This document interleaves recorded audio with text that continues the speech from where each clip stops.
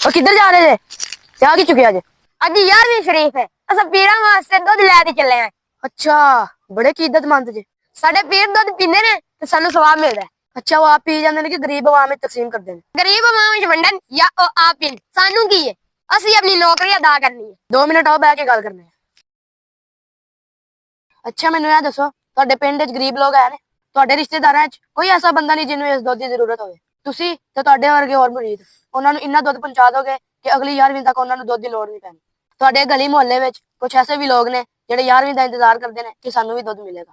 ਤੁਸੀਂ ਇਧਰੋਂ ਉਧਰੋਂ ਸਾਰਾ ਇਕੱਠਾ ਕਰਕੇ ਪੀਰਾਂ ਨੂੰ ਉਪਰਾ ਦਿੰਦੇ ਜੇ। ਉਹਨਾਂ ਦੀਆਂ ਫਰਿੱਜਾਂ 'ਚ ਪਿਛਲੇ ਮਹੀਨੇ ਵਾਲਾ ਵੀ ਦੁੱਧ ਪਿਆ ਹੋਣਾ। ਉਹਨਾਂ ਦੀਆਂ ਫਰਿੱਜਾਂ ਬਰਫੀ ਤੇ ਗਜਰੋਲਿਆਂ ਨਾਲ ਭਰੀਆਂ ਹੁੰਦੀਆਂ ਨੇ। ਮੈਨੂੰ ਇਹ ਦੱਸੋ, ਜਦੋਂ ਤੁਸੀਂ ਬਿਮਾਰ ਹੁੰਦੇ ਜੇ ਤੇ ਪੀਰ ਸਾਹਿਬ ਤੁਹਾਡਾ ਪਤਾ ਲੈ ਲੈਂਦੇ ਨੇ ਤੇ ਤੁਹਾਡੀ ਤਲੀਏ 'ਚ 1000-2000 ਰੁਪਏ ਰੱਖੇ ਜਾਂਦੇ ਨੇ? ਮੇਰੇ ਖਿਆਲ ਨਾਲ ਤੇ ਨਹੀਂ ਰੱਖੇ ਜਾਂਦੇ ਹੋਣੇ, ਬਸ ਝੂਠੀਆਂ ਦੁਆਵਾਂ ਦੇ ਕੇ ਜਾਂਦੇ ਹੋਣੇ। ਤੁਹਾਡੇ ਦਿੱਤੇ ਹੋਏ ਚੰਦਿਆਂ ਨਾਲ ਉਹਨਾਂ ਨੇ ਕੋਠੀਆਂ ਤੇ ਕਾਰਾਂ ਬਣਾ ਲਈਆਂ ਨੇ ਤੇ ਤੁਸੀਂ ਹਾਲੇ ਵੀ ਉਹੀ ਖੋਤੀ ਰੇੜੀ ਲਈ ਫਿਰਦੇ ਜੇ। ਤੁਹਾਡੇ ਦੁੱਧ ਦਾ ਘੁੱਟ ਪੀ ਕੇ ਨਾ ਕਿਸੇ ਗਰੀਬ ਦੇ ਮੂੰਹ 'ਚ ਦੁਆ ਨਿਕਲੇਗੀ ਨਾ, ਉਹੀ ਰੱਬ ਦੀ ਬਾਰਗਾਹ 'ਚ ਕਬੂਲ ਹੈ।